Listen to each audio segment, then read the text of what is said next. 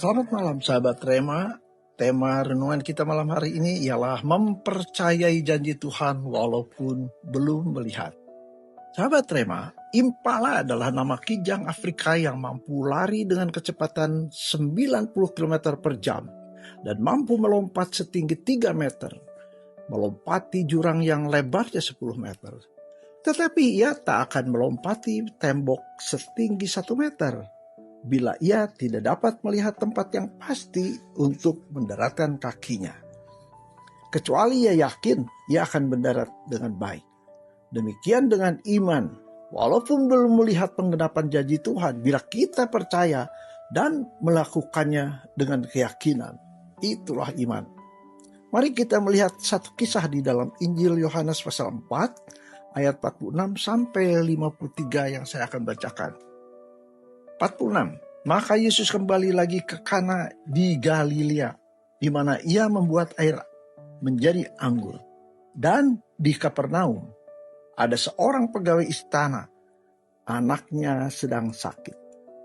Ketika ia mendengar bahwa Yesus telah datang dari Yudea ke Galilea, pergilah ia kepadanya lalu meminta supaya ia atau Yesus datang dan menyembuhkan anaknya, sebab anaknya itu hampir mati. Maka kata Yesus kepadanya, "Jikalau kamu tidak melihat tanda dan mujizat, kamu tidak percaya." Pegawai istana itu berkata kepadanya, "Tuhan, datanglah sebelum anakku mati." Kata Yesus kepadanya, "Pergilah, anakmu hidup." Orang itu percaya akan perkataan yang dikatakan Yesus kepadanya, lalu pergi. Ayat 51.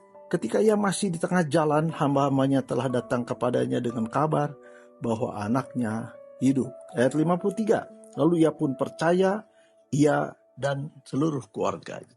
Sahabat Rema, orang-orang Galilea semangat menanti kedatangan Yesus.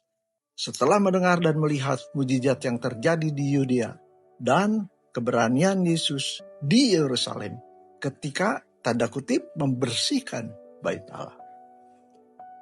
Sahabat Rema, mengharapkan mujizat itu tidak salah. Tetapi yang dikehendaki Tuhan Yesus ialah percaya akan mujizat Tuhan walau belum melihat. Maka ketika Yesus berkata kepada pegawai istana itu, "Pergilah, anakmu sembuh." Pegawai istana raja itu diuji imannya. Dan pergilah ia dengan taat dan pulang dengan langkah iman. Sahabat Rema, kepercayaan dan ketaatan orang itu kepada perkataan Yesus dihargai sesuai dengan sabda Yesus, yaitu anak itu sembuh.